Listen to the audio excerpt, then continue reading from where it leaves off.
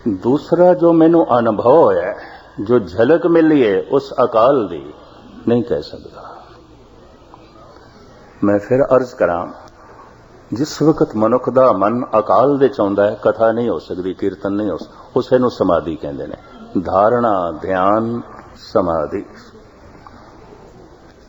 उसे नूं कहा सुनिए मनिए मन कीता भाव सरवन मनन निध्यासन। जद अपने आसन दे टिक गए, निजी आसन दे लीन हो गए, हुण की बोलना, कथनी बदनी कहन कहावन, समझ परी तो बिसरियो गावन। ये बोलना ते रोना उन्ने चिर तक है जिन्ने चिर तक मुंह खाली है। शेख सादी साहब कहते ने किसी किसी वक्त मैं रोना बंद करदा, कदों? कहंदा जदा मेरा मुंह निवाले नाल भरिया हुंदा है, मिठाई नाल भरिया हुंदा है। फिर मैं कुछ आवाज करा, कुछ बोला, किस तरह बोला, मेरा मुंह ही भरिया होया। शेख सादी इंज कहंदे ने, जद मेरे मुंह दे च निवाला हुंदा है मैं नहीं बोल सकदा। कथनी बदनी कहन कहावन, समझ परी तो बिसरियो गावन। कबीर कहंदे गूंगा हो गया, मैं नहीं कह सकता। कहो कबीर गूंगे गुड़ खाया, पूछे तो क्या कहिए। मैं एक दफा फिर दोहरावां, जिन्हां नूं मिलिया ना, मेहनत कीती, कुछ खेड बनी ना, वो ते इनकारी हो गए। कि जिन्हां दी खेड कुछ बन गई, वो गूंगे हो गए, कहने लगे सी नहीं कुछ कह सकते। आम दरमियाना बंदा बेचारा दुबदा च रह जाता है, की करे। जिन्हां दी कुछ खेड बनी है वो कहण जोगा ही नहीं, तो कह भी नहीं सकते, तो कहण दे आमदी भी नहीं अवस्था, गूंगे। कबीर गूंगा हुआ बावरा, पागल भी हो गया। समाज नाल तालमेल नहीं बैठदा पागल दा, समाज नाल तालमेल नहीं बैठदा संत दा। जिसदा समाज नाल मेल बैठदा है तो समाज की तरह जी रहा है, पागल नहीं है और संत भी नहीं है। पागल समाज तो थल्ले जीमदा है, पैरों तो थल्ले चला जाता है, समाज का हिस्सा नहीं बनता। संत सिर तो उपर जीमदा है, उच्चा उठ जाता है, समाज का हिस्सा नहीं बनता। पागल नूं पागलखाने भेजिया जाता है क्योंकि समाज का हिस्सा नहीं बनता। संत नूं ते फिर तत्ती तवी ते बिठाया जाता है क्योंकि समाज का हिस्सा नहीं बनता, सूली ते चाड़िया जाता है। चोटी दे संत संसार ने नहीं कबूल कीते। इस वास्ते रविंद्रनाथ टैगोर कहते सन कि हर अवतार अपने समय तो 100 साल घट तो घट पहले ही पैदा होता है। जब समा उसनूं समझदा है उदों होंदा नहीं, ते जदों होंदा है उदों समझ च नहीं आउंदा। गल इतनी उच्ची करदा है, इतनी उच्ची गल समाज दे सिर दे उपरों लंघदी है। जद होंदा है समझिया नहीं जाता। जद कदी किसी मनुखा की जद गल समझ च आ जाती है, पकड़े च आ जाती है उस महापुरुष की, उदों होंदा नहीं। रविंद्रनाथ टैगोर कहते ने, मैनू ऐसा लगता है हर अवतारी पुरुष अपने समय तो पहले आता है और वाकई पहले ही आवेगा। आखिर अगे की गल करेगा, उच्ची गल करेगा जिथे अजे समा पहुंचे नहीं, अगे की गल करेगा जिथे अजे जगत पहुंचे नहीं। जिथे जगत खड़ा है अगर उही वो गल करे तो समाज का हिस्सा बन गई, गल तो अगे की करेगा। कदी कदाई जब समाज विचों कुछ व्यक्ति उस स्थान तक पहुंचते ने, वो होंदा नहीं। बस इत्थों फिर मजहब बनते हैं, इत्थों रस्ते बनते हैं, इत्थों उन्हां अवतारां की खेड चल पैंदी है। ये भी महसूस करते हैं। अपने समय विच कोई अवतारां नाल कोई बहुत वड्डी भीड़ नहीं सी, गिणती मिणती दे बंदे होंदे सन। कई दफा वो भी साथ छड़ जाते सन। नाल रहण वाले जिहड़े ईसा दे सन, उन्होंने ईसा नूं 30 रुपए च बेच दिता सी। नाल रहण वालियां ने एक दिन कलगीधर पातशाह नूं बिदावा लिख के दे दिता, तुसीं साडे गुरु नहीं, असीं सिख नहीं। बाकी तो उंज छड्डी बैठे सन, जिहड़े बिल्कुल नेड़े सन उन्होंने भी बिदावा लिख दिता। ਇਹ ਪ੍ਰੀਖਿਆ ਇੱਕ ਦਫਾ ਗੁਰੂ ਨਾਨਕ ਨੇ ਵੀ ਲਈ ਸੀ। ਬੜੀ ਭੀੜ ਆਪ ਦੇ ਪਿੱਛੇ ਚੱਲ ਰਹੀ ਸੀ ਤੇ ਗੁਰੂ ਨਾਨਕ ਨੇ ਪੱਥਰ ਮਾਰਨੇ ਸ਼ੁਰੂ ਕੀਤੇ, ਦਾਨਕ ਰੂਪ ਬਣਾਇਆ। ਜਨਮ ਸਾਖੀ 'ਚ ਲਿਖਿਆ। ਅੱਧੀ ਭੀੜ ਛੱਡ ਗਈ, ਬਾਬਾ ਪਾਗਲ ਹੈ, ਪੱਥਰ ਮਾਰਦਾ ਹੈ, ਅੱਧੇ ਚਲੇ ਗਏ। ਪਰ ਸਤਿਗੁਰੂ ਦੇਖਦੇ ਨੇ ਅਜੇ ਅੱਧੇ ਪਿੱਛੇ ਆ ਰਹੇ ਨੇ। ਹੱਥ ਦੇ ਸੋਟਾ ਸੀ ਤੇ ਸੋਟਾ ਵਾਣਾ ਸ਼ੁਰੂ ਕੀਤਾ। ਜਨਮ ਸਾਖੀ 'ਚ ਕਥਾ, ਅੱਧਿਆਂ 'ਚੋਂ ਵੀ ਅੱਧੇ ਚਲੇ ਗਏ, 1/4 ਭਾਗ ਰਹਿ ਗਿਆ। ਹੁਣ ਸਤਿਗੁਰ ਨੇ ਝੋਲੇ 'ਚੋਂ ਸੋਨੇ ਦੀਆਂ ਮੋਹਰਾਂ ਕੱਢੀਆਂ ਤੇ ਸੁੱਟਣੀਆਂ ਸ਼ੁਰੂ ਕੀਤੀਆਂ। ਸਭ ਨੇ ਚੁੱਕ ਲਈਆਂ। ਪੱਥਰ ਖਾ ਕੇ ਤੇ ਕੁਝ ਚੱਲ ਰਹੇ ਸਨ ਨਾਲ, ਪਰ ਸੋਨੇ ਦੀ ਮਾਰ ਪਈ, ਰਹਿ ਗਏ, ਰੁਕ ਗਏ। ਕਈ ਦਫਾ ਦੁੱਖਾਂ ਦਾ ਮਾਰਿਆ ਹੋਇਆ ਮਨੁੱਖ ਤੇ ਚੱਲਦਾ ਹੈ ਨਾਲ, ਸੁੱਖਾਂ ਦੇ ਮਾਰੇ ਹੋਏ ਰਹਿ ਜਾਂਦੇ ਨੇ। ਅਸਲੀਅਤ ਹੈ। ਸੋਨੇ ਦੀਆਂ ਮੋਹਰਾਂ ਸੁੱਟੀਆਂ, ਚੁੱਕ ਲਈਆਂ, ਛੋੜ ਗਏ ਬਾਬੇ ਨੂੰ।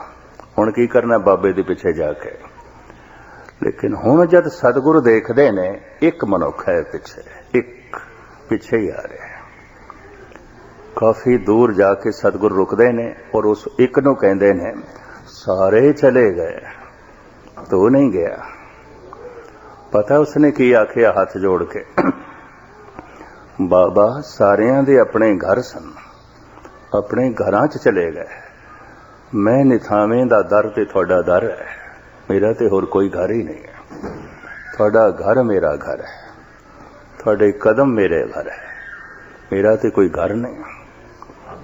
ਕਹਿੰਦੇ ਨੇ ਗੁਰੂ ਨਾਨਕ ਨੇ ਗਲਵਕੜੀ 'ਚ ਲੈ ਲਿਆ, ਤੂੰ ਨਿਥਾਵਾਂ ਨਹੀਂ, ਮੈਂ ਆਪਣਾ ਘਰ ਲੱਭ ਰਿਹਾ ਸੀ। ਦੁਨੀਆ ਦੇਖੇਗੀ ਨਾਨਕ ਤੇਰੇ ਹਿਰਦੇ 'ਚ।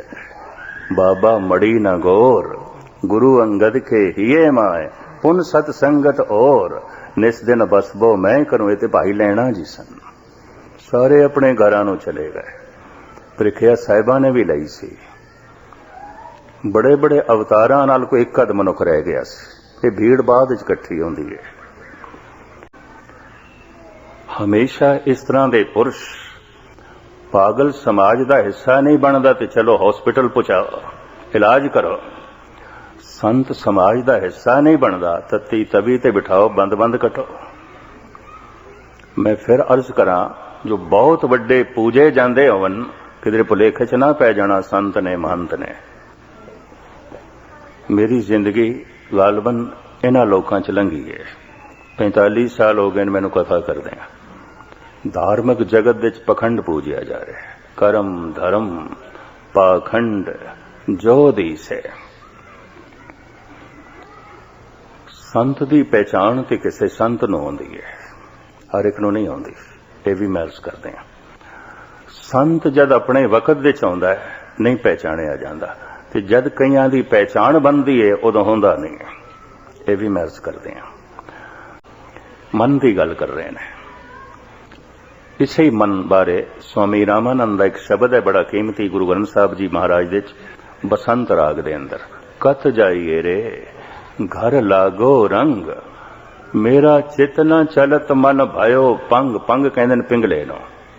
ਰਾਮਾਨੰਦ ਜੀ ਕਹਿੰਦੇ ਨੇ ਮੇਰਾ ਮਨ ਪਿੰਗਲਾ ਹੋ ਗਿਆ, ਭਟਕਣਾ ਮਿਟ ਗਈ।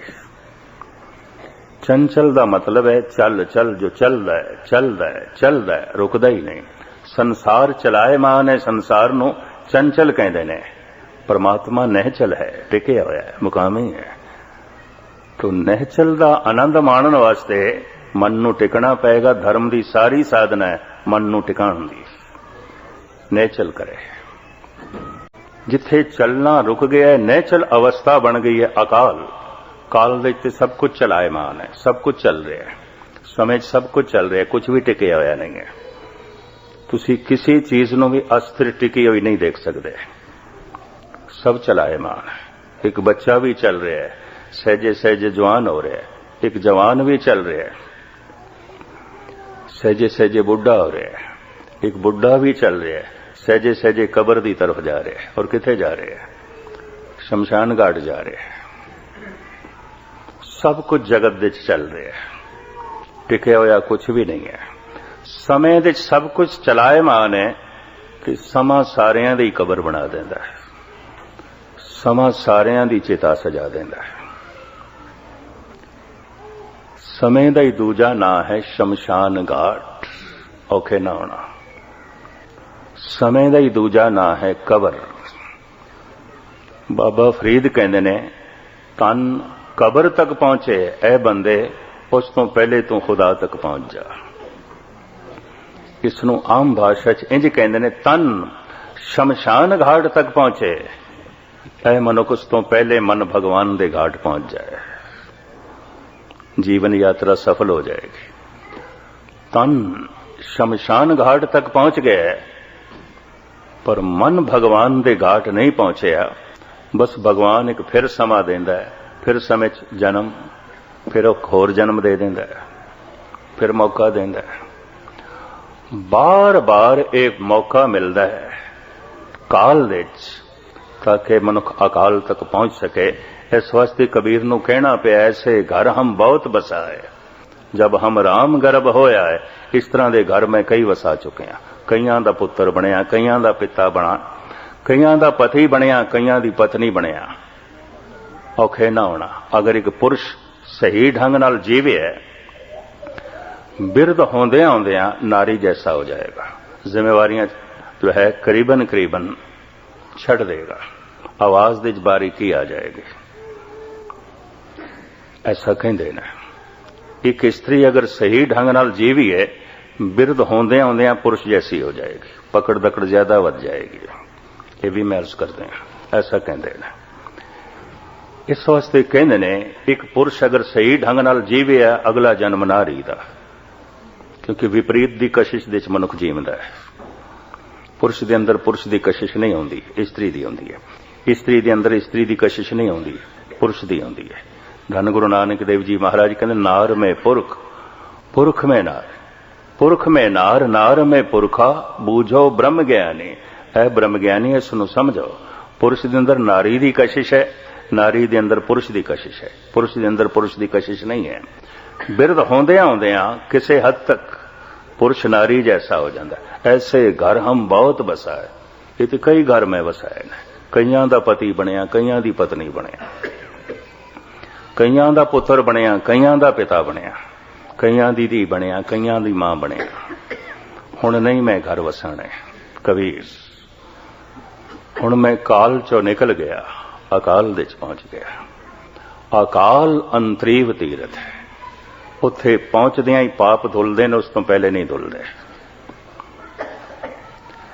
वर्तमान तक पहुंचदियां पहुंचदियां पाप मिटने शुरू हो जाते हैं, ते पाप दिसने भी शुरू हो जाते हैं।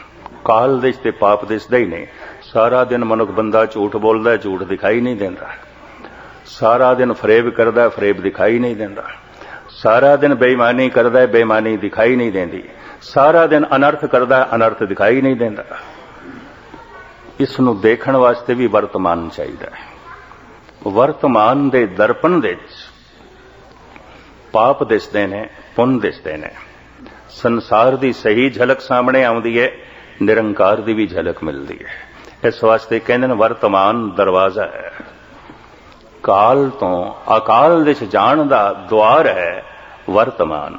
ते एक दफा मैं फिर दोहरावां, अगर 1000 बंदे साधना करन वाहिगुरू मंत्र दी, ते वर्तमान दिश आण दी कोशिश करन, 1000 दिश किधरे एक अद ਉਹਦੀ साधना ਨੂੰ भाग लगता है, ते वर्तमान दे नेड़े पहुंचता है।